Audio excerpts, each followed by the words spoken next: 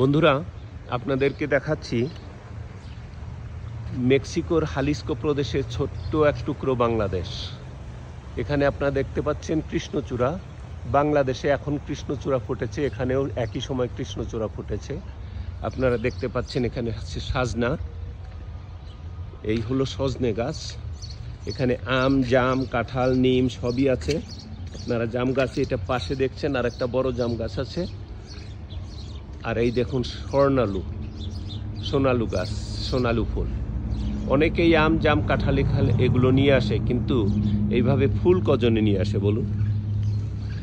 তো এরকমই বিশ্বের বিভিন্ন জায়গায় ছোট ছোট এক টুকরো করে বাংলাদেশ পাওয়া যায়। আপনাদেরকে অন্য সময় অন্য আরেকটা জায়গায় বাংলাদেশে নিয়ে যাব, অন্য কোনো বাংলাদেশে। ভালো থাকবেন, কথা হবে, দেখা হবে আবার আমার এই চ্যানেলেই।